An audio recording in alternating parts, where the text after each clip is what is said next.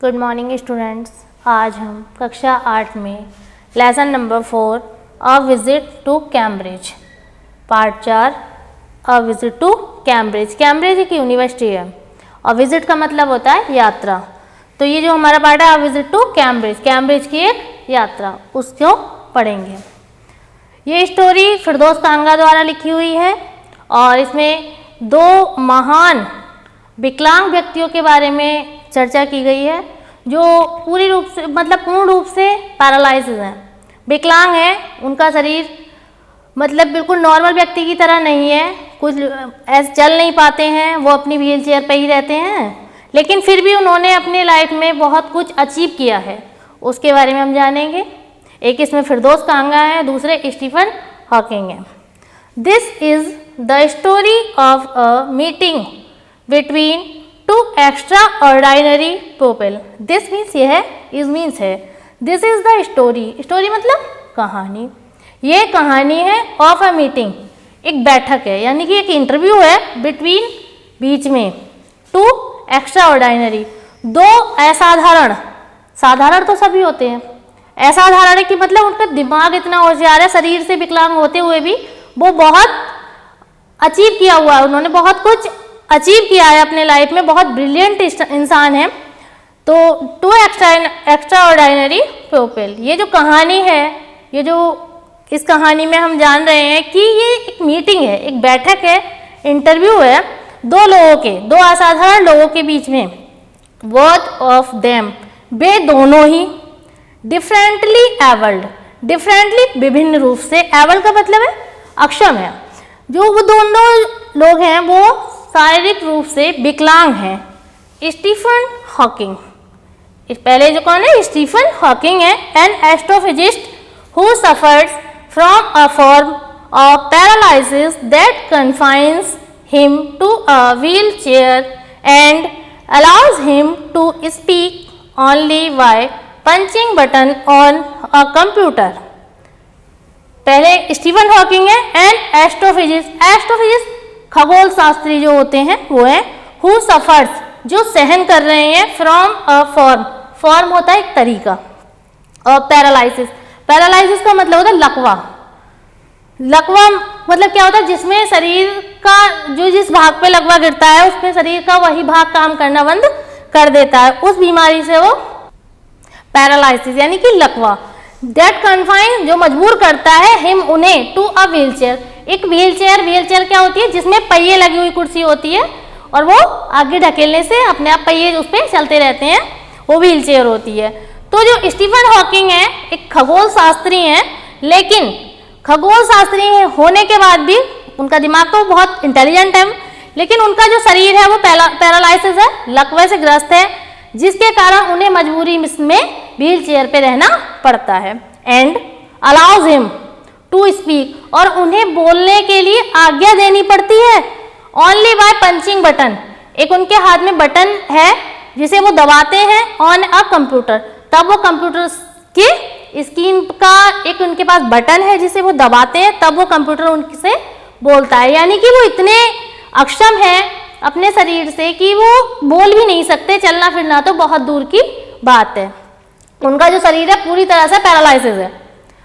Firdous Kanga a writer, दूसरे कौन है, फिरदौस कांगा अ राइटर, एक लेखक हैं एंड जर्नलिस्ट और एक पत्रकार हैं, who lives and works in Mumbai, जो मुंबई में रहते हैं और मुंबई में ही काम करते हैं। Kanga was born with brittle bones, brittle bones एक बीमारी है जिसमें क्या होता है कि इस इंसान की जो हड्डियां होती हैं, बॉन्स होती हैं, वो कमजोर होती हैं, यानी कि वो हमारी तुम्हारी तरह चलने फिरने में सक्षम नहीं होते, उनकी जो हड्डियां हैं वो कमजोर होती हैं। तो वो जो है फिरदौस कांगा जो मुंबई में रहते हैं, मुंबई में ही काम करते हैं, पैदा हुए थे ब्रिटिश वो कमजोर हड्डियों के साथ ही वो पैदा हुए थे। एंड लाइक हॉकिंग, और जो हॉकिंग है स्टीफन हॉकिंग उनकी तरह he moves around in wheel chair, वो हॉकिंग की तरह ही व्हील चेयर पर घूमते हैं।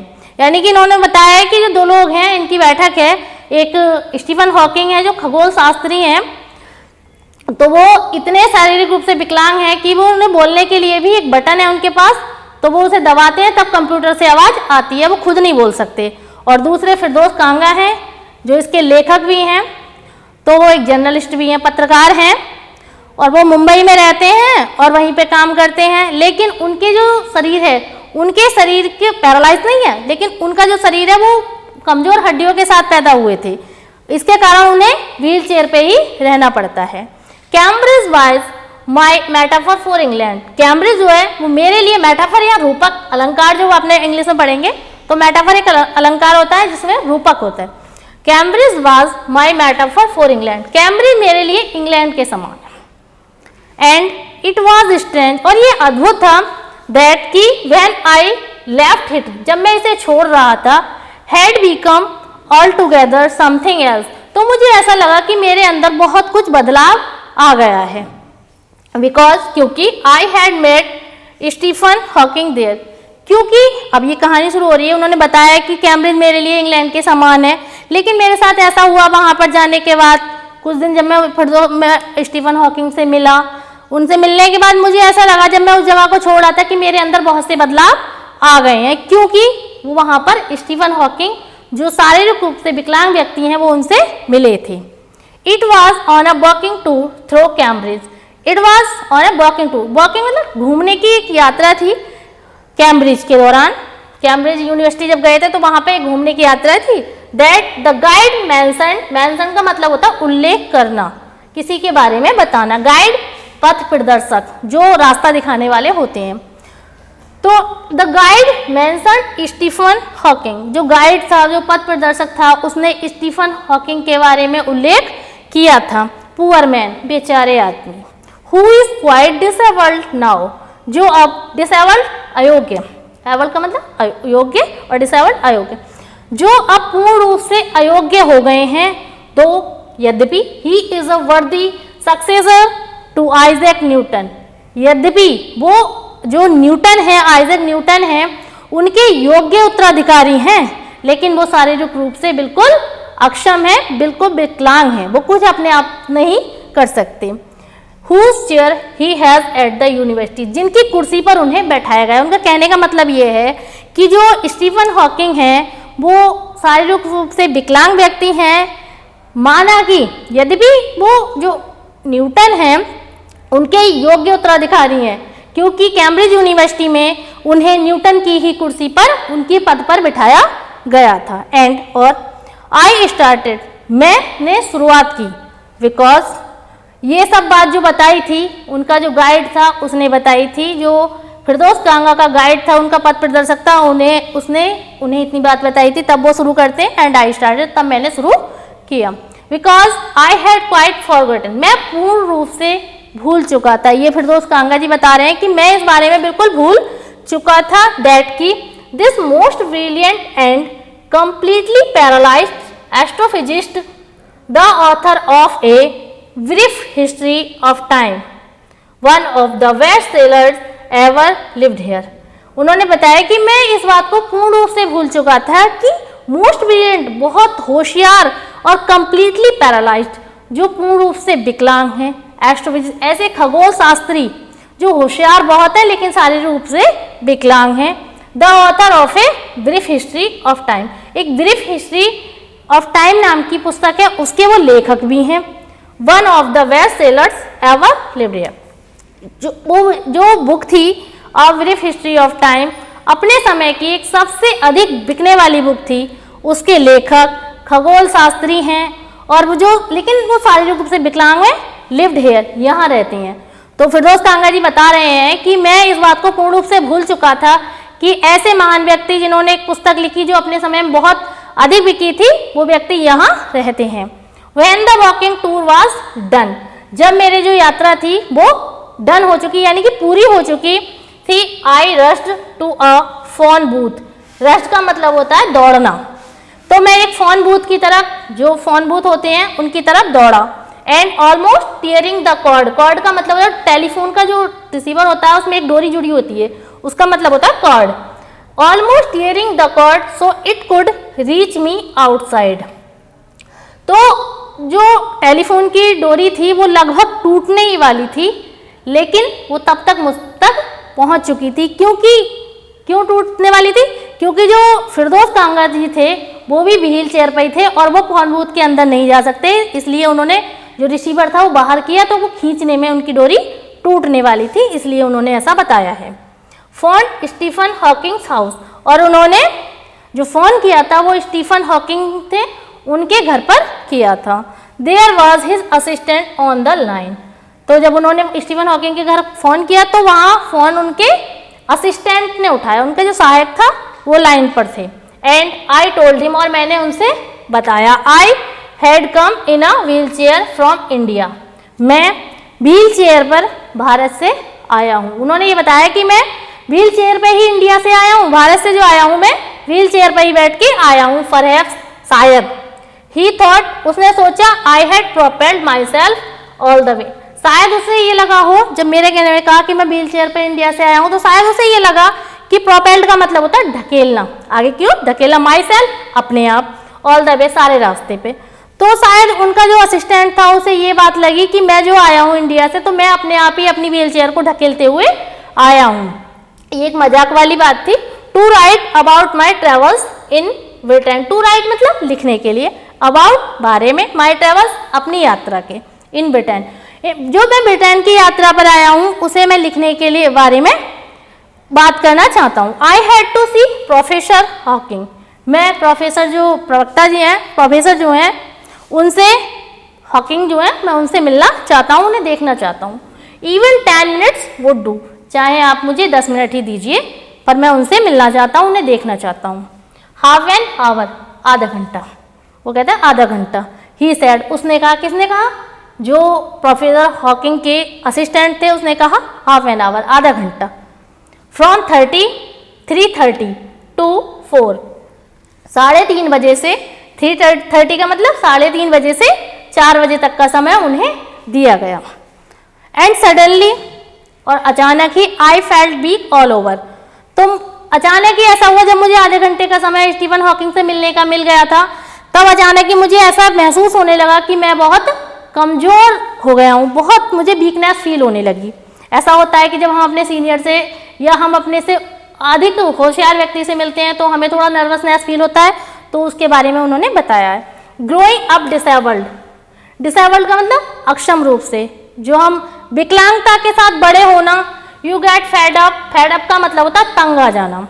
You get fed up with people asking you to be brave, इस विकलांगता के साथ बड़े होना तब आपको और अधिक तंग करता है जब लोग आपसे ब्रेव बनने के लिए, बहादुर बनने के लिए कहते हैं। उनके कहने का मतलब ये है कि जब कोई भी व्यक्ति शारीरिक रूप से अक्षम होता है तो लोग उसके साथ सहानुभूति प्रकट करते हैं, तो उनसे कहते हैं आपको बहादुर बनना चाहिए, तो ये बात और अधिक तंग करती है। As if you have a courage account on which you are, जैसे आपके पास एक साहस का अकाउंट हो, कोई खाता हो, लोग उससे कहते हैं कि आप बहादुर बनो। जैसे कि आपके पास कोई एक साहस वाला खाता हो। Too lazy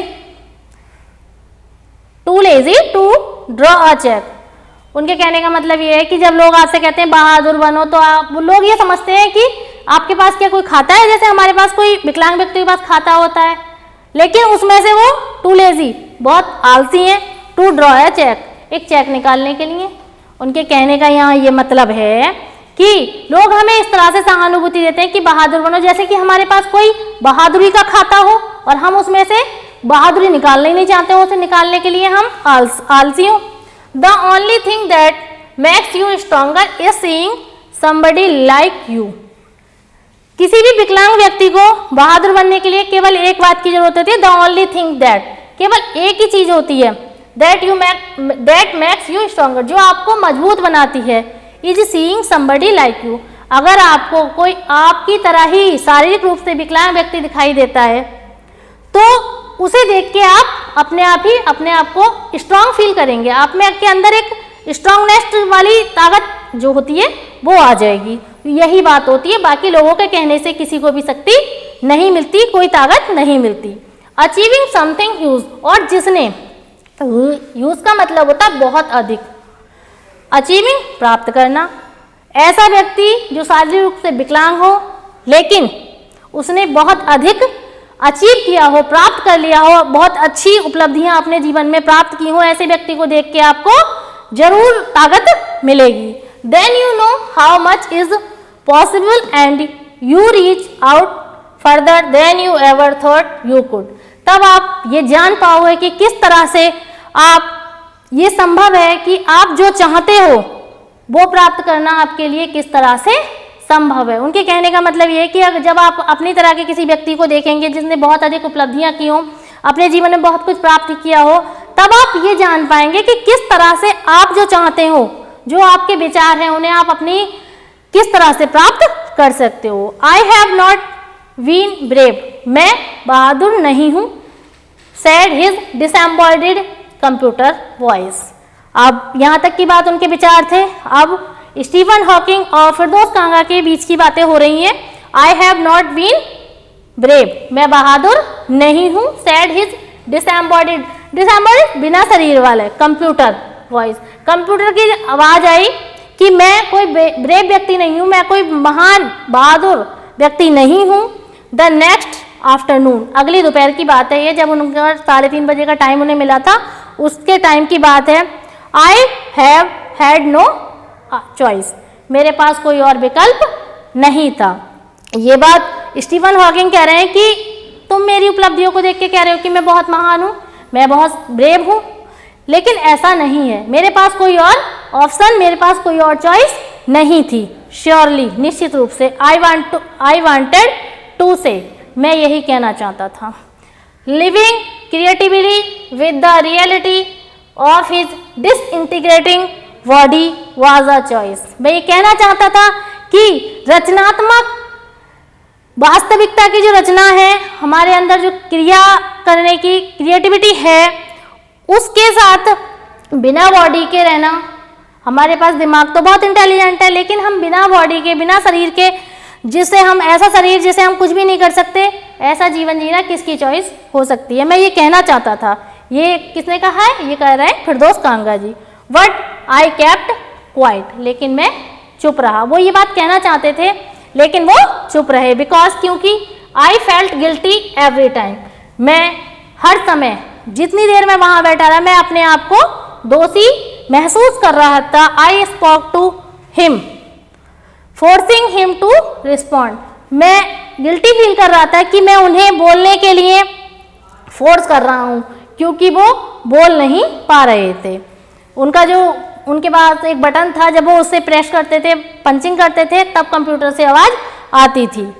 forcing him to respond, मैं उन्हें उत्तर देने के लिए फोर्स कर रहा था, जिद कर रहा था। मतलब मैं जब कोई क्वेश्चन करता था तो वो उत्तर देने की कोशिश करते थे, लेकिन जो उन्हें परेशानी हो रही थी उसकी वजह से मैं खुद को गिल्टी फील कर रहा था।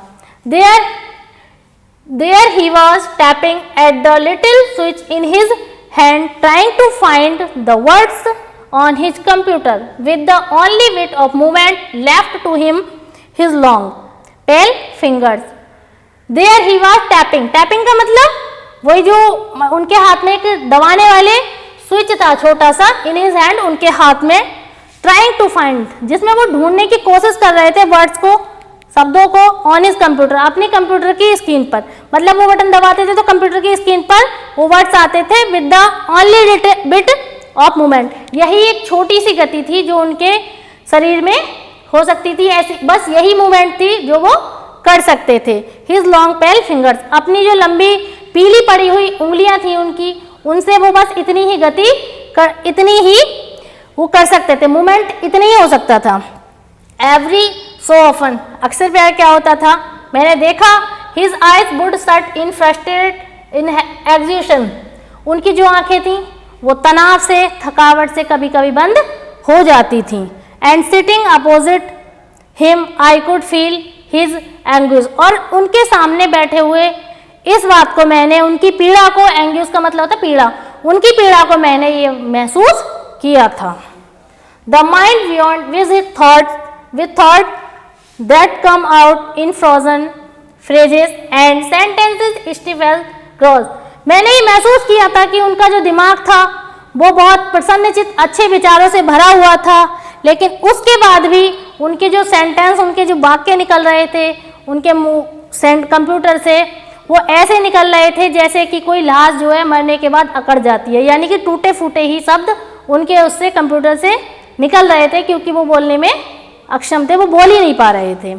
A lot of people seem to think that disabled people are chronically unhappy. A lot of people, बहुत से लोग होते हैं, seem to think, जो सोचते हैं, that कि disabled people are chronically unhappy. दुनिया में बहुत से ऐसे लोग होते हैं जो ये सोचते हैं, जो ये समझते हैं कि जो विकलांग लोग हैं वो पूरी जिंदगी दुखी ही रहते हैं, अनहैप्पी रहते हैं, अप्रसन्न रहते हैं। आई सेड, मैंने कहा, I know that's not true my self, मैं जानता हूँ ये मेरे बारे में सच नहीं है। Are you often laughing inside, क्या आपके साथ कभी ऐसा हुआ है कि आप अपने आप पे हंसे हो? उन्होंने पूछा कि दुनिया में लोग ऐसे बहुत से हैं जो ये सोचते हैं कि जो शारीरिक रूप से विकलांग व्यक्ति हैं वो हमेशा नाखुश रहते हैं, लेकिन मैं जानता हूँ मेरे बारे में ऐसा नहीं है, मैं अपने आप से जानता हूँ कि मैं दुखी नहीं हूँ। क्या आपके साथ कभी ऐसा हुआ है कि आप अपने आप पर हंसे हैं? अबाउट 3 minutes लेटर, लगभग 3 मिनट के बाद, ही रिस्पॉन्डेड, उन्होंने उत्तर दिया, I find it amusing when people patronize me, मुझे तब बहुत अजीब लगता था, बड़ा रोमांचक लगता था जब लोग मुझ पे दया दिखाते थे। स्टीफन हॉकिंग कह रहे हैं कि मैं तब बहुत अजीब सा फील करता था, बहुत मुझे रोमांचक लगता था, बहुत दया आती, जब दया लोग दिखाते थे मुझ पे तो मुझे बहुत अजीब सा फील होता था। And do you know and do you find it annoying when someone like me comes and disturbs you in your work, तब उन्होंने फिरदौस कांगा ने अगली बात पूछी, and do you find it annoying, क्या आपको कभी गुस्सा आया इस बात पर जब समवन लाइक, कोई मेरी तरह ऐसा व्यक्ति आया हो, कम आता है और डिस्टर्ब करता है आपको आपके काम में? फिरदौस कांगा जी स्टीफन हॉकिंग से पूछ रहे हैं कि आपके साथ कभी ऐसा हुआ है कि जब कोई मेरी तरह आकर आपको आपके काम में डिस्टर्ब करता है तो आपको गुस्सा आता है? द आंसर फ्लैश्ड, जो कंप्यूटर की स्क्रीन थी उस पर आंसर उत्तर फ्लैश हुआ, दिखाई दिया, यस, हाँ। Then he smiled his one way smile and I knew without being sentimental or silly, तब उनका जो शरीर था वो एक साइड से, वन साइड से वो बस हल्के से मुस्कुराए, और मैं जानता था कि ये जो उनके सेंटिमेंटल और सिली, जो मतलब मेरी जो भावना है, मैं उन्हें नहीं बता सकता था। That I was looking at one of the most beautiful man in the world, मैं उस समय दुनिया के, संसार के सबसे सुंदर व्यक्ति को देख रहा था। जब वो एक तरफ से मुस्कुरा रहे थे तब मुझे ये लगा कि मैं दुनिया के, संसार के सबसे सुंदर व्यक्ति को देख रहा हूँ। A first glimpse of him is shocking, glimpse का मतलब झलक, फर्स्ट पहली, उनकी जो पहली झलक थी वो शॉकिंग थी, शॉकिंग का मतलब चौंकाने वाली थी, बिकॉज क्योंकि he is like a still photograph, वे एक फोटो की तरह लग रहे थे, फोटोग्राफ की तरह बिल्कुल दिखाई दे रहे थे, as if all those pictures of him in magazines and newspapers have turned 3 dimensional, क्योंकि जो उनके पिक्चर्स थे, उनके जो फोटो थे जो मैंने मैगजीन्स में और न्यूज़पेपर में देखे थे वो 3 भागों में बटे हुए दिखाई देते, यानी कि वो इतने मुड़े हुए बैठे रहते थे कि उनके जो पिक्चर्स थे वो 3 उसमें भागों में दिखाई देते थे, और ऐसे ही वो अब व्हील चेयर पर दिखाई दे रहे थे। Then you see the head twisted sideways into a slump, तब आप देखते हैं, तब मैंने देखा कि जो ट्विस्टेड है, मुड़ा हुआ, साइडवेज इनटू स्लम्प, उनका जो सर है वो उनके कंधे पे एक तरफ को मुड़ा हुआ है। The torso shrunk inside the pale blue shirt, और जो उनका धड़ है, आधा सर से नीचे का जो धड़ है वो एक नीले शर्ट में, नीले कलर की शर्ट में मुड़ा अंदर की ओर सिकुड़ा हुआ, श्रंक का मतलब होता है सिकुड़ा हुआ, तो जो उनका सर से नीचे का धड़ है वो एक नीले कलर की शर्ट में सिकुड़ा हुआ सा है।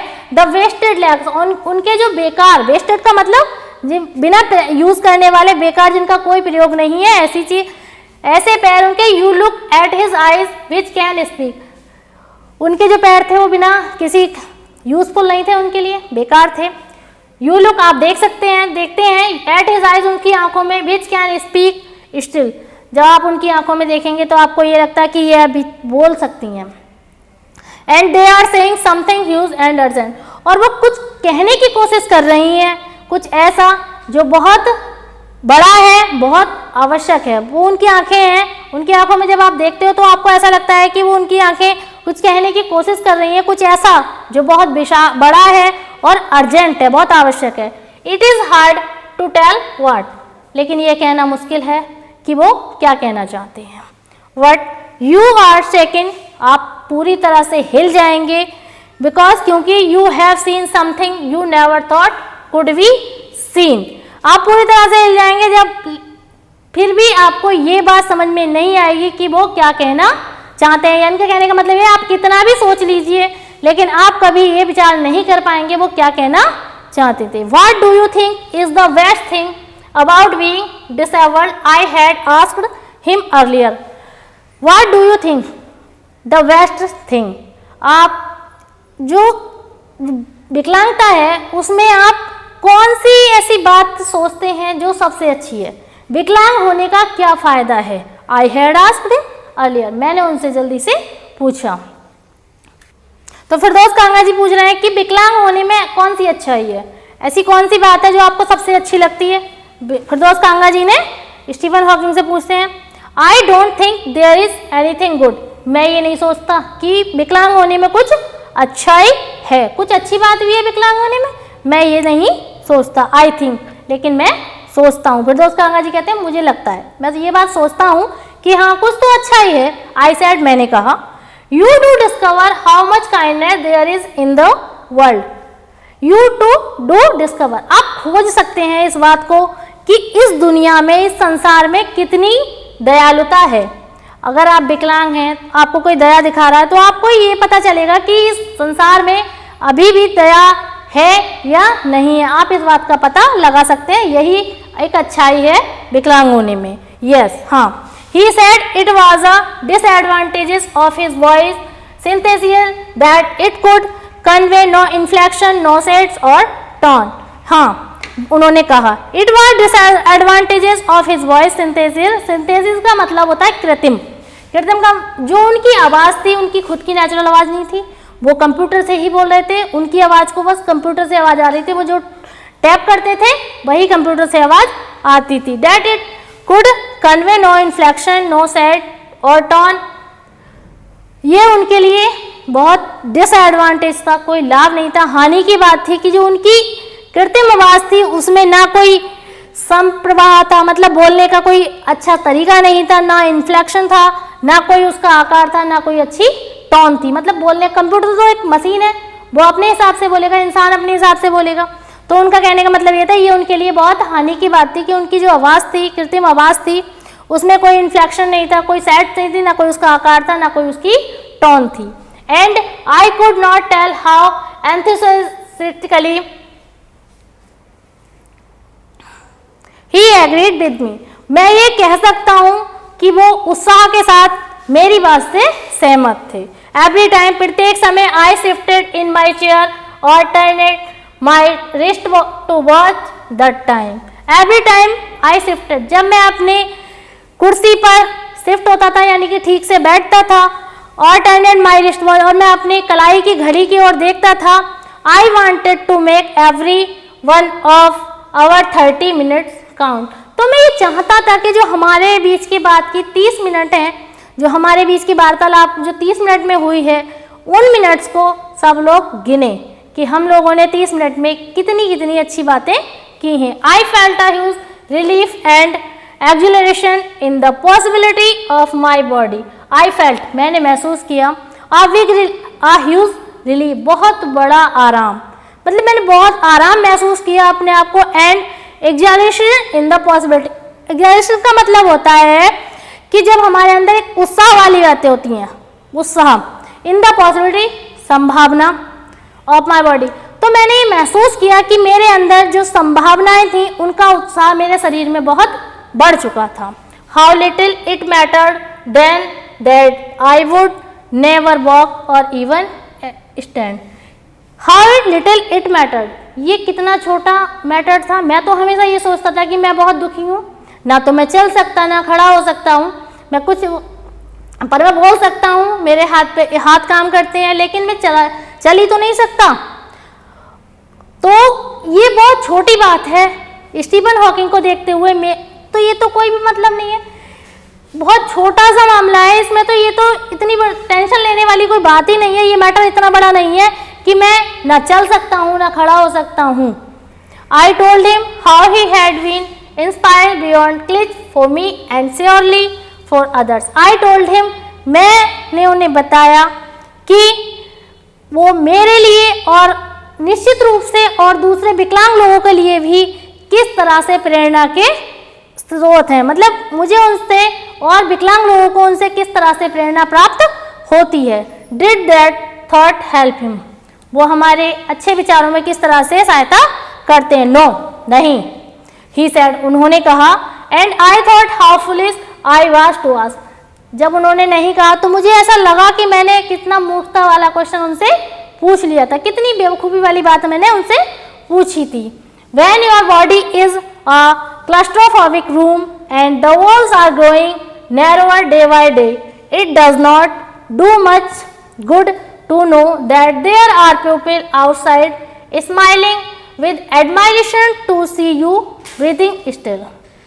तो उन्होंने बताया, when your body, जब आपका शरीर, क्लस्ट्रोफोबिक का मतलब होता है एक छोटा भयभीत करने वाला छोटा बंद स्थान, ऐसा रूम, जब उनका शरीर एक छोटा बंद कमरे की तरह है और जो उसकी दीवारें हैं ग्रोइंग नैरोअर, जो दिन पे दिन छोटी होती जा रही है, नैरोअर का मतलब तंग होती जा रही हैं, तो यहाँ पर आपको ये जानकर खुशी नहीं होगी कि आप ऐसे शरीर के साथ किस तरह से जीवन जी रहे हैं। तो आपको ऐसा देख के लोग आपकी प्रशंसा करेंगे, तब भी आपको खुशी महसूस नहीं होगी। उनके कहने का मतलब ये है कि जब आपका शरीर एक छोटे बंद स्थान की तरह हो जाए और जो उसकी दीवारें हैं वो दिन ब दिन तंग होती रहें, तो आपको इस बात को जानकर भी खुशी नहीं होगी कि जो बाहर दूसरे लोग हैं वो आपकी प्रशंसा कर रहे हैं ये सोचकर कि आप अभी तक सांस ले रहे हैं, तो आपको उस बात में भी खुशी नहीं होगी। इनके कहने का यही है कि जब लोग आपकी प्रशंसा करेंगे उस कंडीशन में भी, तब भी आपको खुशी नहीं मिलेगी। Is there any advice you can give disabled people?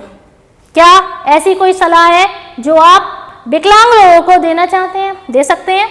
Something that might help make life better, जो उनका जीवन अच्छा बनाने में उनकी सहायता कर सके। They should concentrate on what they are good at. तब स्टीफन हॉकिंग कहते हैं they should concentrate on what, उन्हें उस बात पर कंसंट्रेट करना चाहिए जिसमें वे अच्छे हैं। The half hour was up, आधा घंटा हो चुका था। आई थिंक, मैंने सोचा I have annoyed you enough, मैंने कहा कि मैंने आपको परेशान किया। आई सेड, मैंने कहा ग्रीमिंग थैंक यू, और मुस्कुराते हुए उन्हें धन्यवाद दिया। आई touched his shoulder and wheeled out in the summer evening, मैंने उनके कंधों को छुआ और अपनी कुर्सी को, जो कुर्सी थी उसे धकेलते हुए मैं बाहर आ गया, समर इवनिंग में बाहर आ गया। फिरदौस कांगड़ी लिखी हुई है और फ्रॉम हेवन और व्हील्स, ये जो एक पुस्तक है उससे ये कहानी ली गई है। आई होप आपको ये कहानी समझ में आई होगी। इसके जो वर्ड मीनिंग है और एक्सरसाइज वर्क है, क्वेश्चन आंसर PDF के थ्रू भेज दिए जाएंगे। Thank you.